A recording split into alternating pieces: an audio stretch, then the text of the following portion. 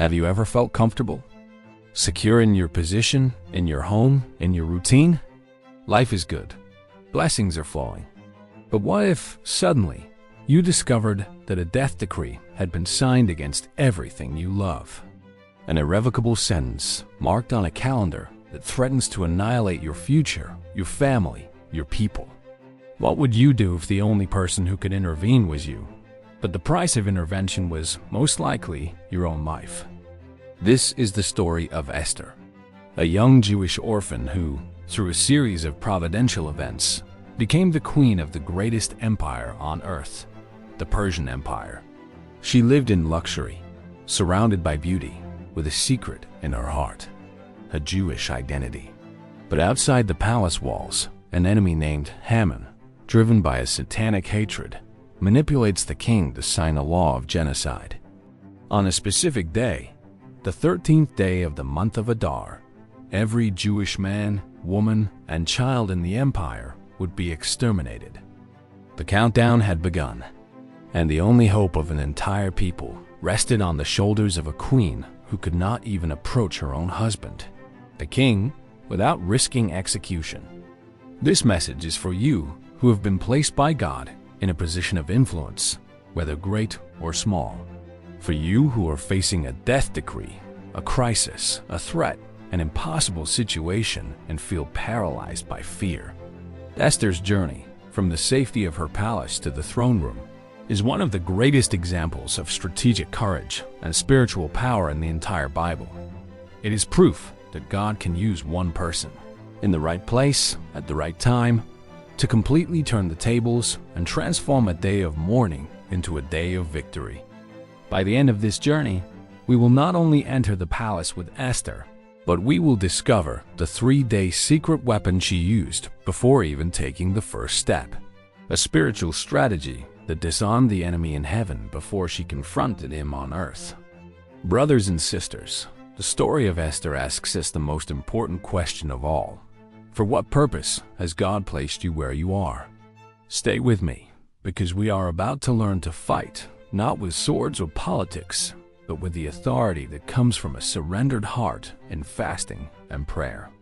Esther's ordinary world was the golden harem of the palace of Susa. After the deposition of Queen Vashti, Esther, the beautiful young Jewish woman, won a beauty contest and became the wife of King Xerxes. Her cousin and adoptive father, Mordecai, had instructed her, "Do not make known your people or your kindred." She lived a double life. On the outside, the Queen of Persia. On the inside, Hadassah, the Jewess. Her world was one of banquets, servants, and luxury, but built on the fragile foundation of a secret. She was safe, comfortable, but disconnected from the struggle of her people outside the gates. Joseph in Egypt, before revealing himself to his brothers. He was the second most powerful man in the world, living as an Egyptian. His Hebrew identity was hidden, waiting for God's timing to be revealed and used for salvation. Is there any part of your identity in God that you have kept hidden to feel safer or more accepted by the world? God may be about to call you to reveal it. The call to adventure comes to her not as a command, but as an echo of lamentation. Mordecai, upon learning of Haman's decree, tears his clothes, puts on sackcloth and ashes, and cries out bitterly before the palace gate. The news reaches Esther. She doesn't understand. She sends new clothes, but he refuses them. Then, through a eunuch, the full message is delivered. A copy of the decree of extermination and Mordecai's order to go to the king to beg his favor and plead with him on behalf of her people. The call was for her to break her silence, to abandon her security, and to use her position to intercede. Example of Nehemiah. He was also in a comfortable position as the king's cupbearer. But when he heard the news of Jerusalem's desolation, his heart broke, and that was his call to act.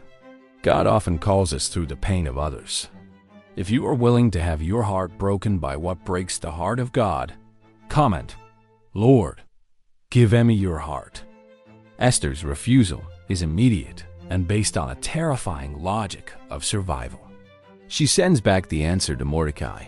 All know that if any man or woman goes to the king inside the inner court without being called, there is but one law to be put to death, except the one to whom the king holds out the golden scepter so that he may live. But as for me, I have not been called to come into the king these 30 days. This is not a weak excuse. It is a deadly reality. She is saying, you are sending me on a suicide mission. The king may have forgotten me. If I take one step, I will be executed. Her refusal is the cry of human fear in the face of an impossible task. The refusal of Moses. Who am I that I should go to Pharaoh? I am not eloquent. His fear was real and based on his limitations. Refusal often arises from the clash between our weakness and the magnitude of the call. I knew I needed to confront my boss about an unethical practice. But the fear of being fired, of losing my livelihood, paralyzed me for weeks. The law of professional death seemed more real than the call to justice. The master who guides Esther is not a person, but a spiritual strategy. After Mordecai's harsh response, do not think to yourself that in the king's palace you will escape any more than all the other Jews. For if you keep silent at this time, you and your father's house will perish. And who knows whether you have not come to the kingdom for such a time as this? Esther is confronted with her destiny, and her response reveals her encounter with the true source of power. She does not trust in her beauty or her intelligence. She tells Mordecai, "Go, gather all the Jews to be found in Susa, and hold a fast on my behalf, and do not eat or drink for 3 days, night or day. I and my young women will also fast as you do." The fast is her mentor.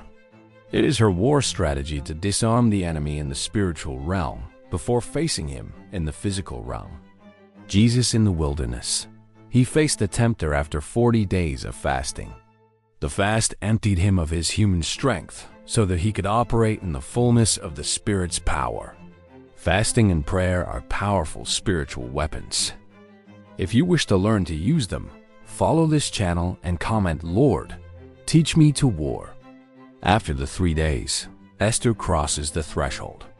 On the 3rd day, Esther put on her robes and stood in the inner court of the king's palace. This is the moment. Faith becomes action. She does not go as a beggar, but dresses in the authority of her position. Every step in that silent courtyard is a thunderclap of courage. She does not know what will happen. The law of death is still in effect, but she walks in the strength of 3 days of intercession. She has crossed the point of no return. Her life is now literally in the king's hands and ultimately in God's hands.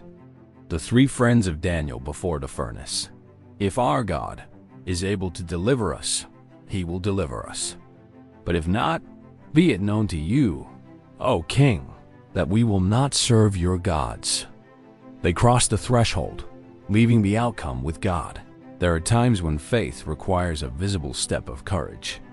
Like this video now if you are ready to take your step, trusting that God will go before you. The first test is overcome.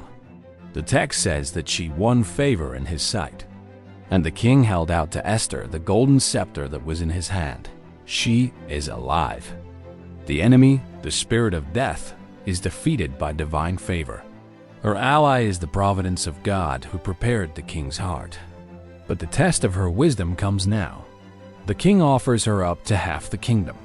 Instead of pouring out her petition anxiously, she acts with a divine strategy. She invites him and her enemy Haman to a banquet, and then to a second banquet. The test is of patience and divine timing. The wisdom of Jacob when meeting Esau. He did not go confrontationally. He sent gifts ahead of him, preparing the way with wisdom and humility to calm his brother's anger. While Esther was preparing her banquets, one night, the king could not sleep. A seemingly random event that would change the entire course of history. God was moving the pieces on the board in response to the fast of his people. Have you ever acted on impulse instead of waiting for God's perfect timing? Esther's patience teaches us about the wisdom of letting God prepare the ground. The darkness of this story is King Xerxes' sleepless night. While the heroes of the story pray, fast, and plan, God is working behind the scenes. The king orders the book of the Chronicles of the Kingdom to be read. And the passage read is exactly the one that recounts how Mordecai the Jew saved the king's life from a conspiracy. What honor and distinction has been bestowed on Mordecai for this? The king asks. The answer: nothing has been done for him. On the same night that Haman, blind with pride, builds a gallows 75 feet high to hang Mordecai, the king is planning how to honor him.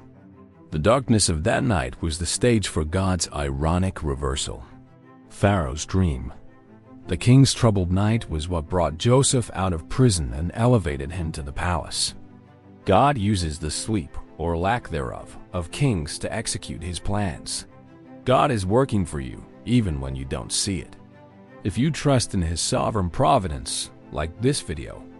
The ultimate ordeal, the second banquet. The tension is at its peak. The king asks again, "What is your wish, Queen Esther?" And now, at the perfect time, she reveals everything.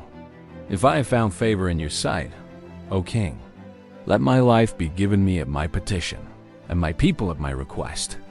For we have been sold, I and my people, to be destroyed, to be killed, and to be annihilated." And when the shocked king asks, "Who is he?" she points her finger, a foe and enemy, this wicked Haman. The room falls silent. The mask is off. The enemy is exposed before power. This is the moment that fasting and prayer bought. Nathan confronting David. The story he told cornered the king, until Nathan could point his finger and say, "You are the man." The truth, revealed at the right time, has a devastating power. The king's sleepless night was the divine preparation. When Esther made her petition, the king's heart was already inclined in favor of Mordecai the Jew and against Haman, who wanted to kill him. God prepared the victory even before the battle began. Declare with faith, "God prepares my way and gives me the victory." The reward for Esther's courage is immediate and poetic. The king, furious, goes out into the garden.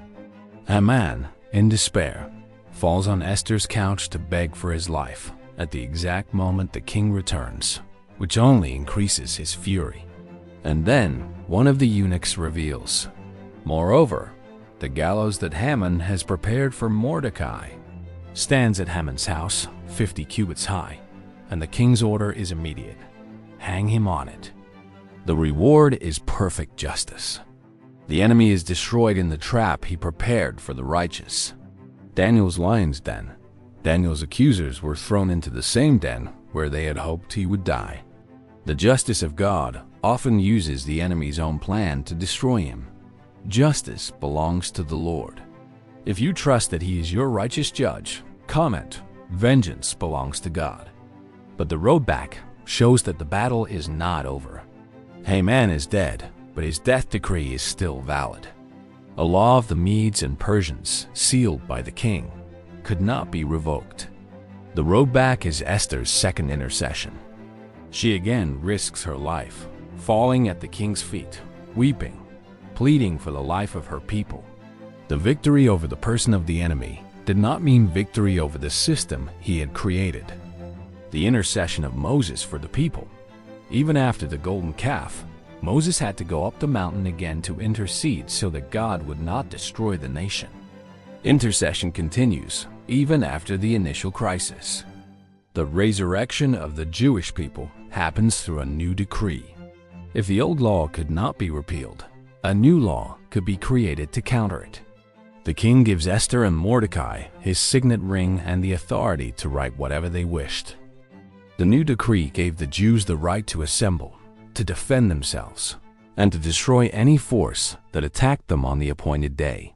What was a day of extermination became a day of deliverance and victory. The nation, which was sentenced to death, resurrects with authority and power to fight. The resurrection of Christ. The law of sin and death condemned us, but the resurrection brought a new law, the law of the Spirit of life, which has set us free. The authority The revelation that Esther gives us is the power of strategic intercession, anointed by fasting and courage. She teaches us that God places us in positions of authority not for our own benefit, but to be the voice for the voiceless. And to commemorate this miraculous turnaround, Esther and Mordecai institute the Feast of Purim, a time of joy, of exchanging gifts, and of remembrance. The authority they return with is a legacy of faith, an eternal memorial that God can use anyone, even a hidden orphan, to nullify the decrees of hell and establish His will. The Great Commission. It is the authority Jesus gave us to go and reverse the death decree of sin on people's lives by announcing the life that is in Him. Perhaps you feel like Esther before the call? Safe, comfortable, maybe even hiding your true identity to fit in. But look around. There is a death decree against this generation, against our families, against the values of the kingdom of God. And Mordecai's question echoes through the centuries and reaches you today in your palace, in your office, in your church. And who knows whether you have not come to the kingdom for such a time as this. Your position is not an accident. Your influence is not a coincidence. It is a divine platform for an eternal purpose. The time has come to stop worrying about the laws of men and start invoking the laws of heaven. The time has come to call your fast. 3 days. Not to change God's mind, but to align yours with His. To receive the strategy, the courage, and the favor to enter the throne room and intercede for your generation. We don't know what would have happened if Esther had remained silent, but we know what happened because she acted. She risked everything, and a nation was saved. What will be your story? Will you remain silent, or will you rise up for such a time as this? If you accept the call to be an Esther in your generation, subscribe to this channel now and turn on the bell. We want to equip you to reign in life. The world needs more Esthers. Share this video with all the courageous people you know, especially women of faith. Let's raise an army of intercessors and declare your willingness to be used by God by commenting #for a time as this. And who knows whether you have not come to the kingdom for such a time as this. Esther 4:14.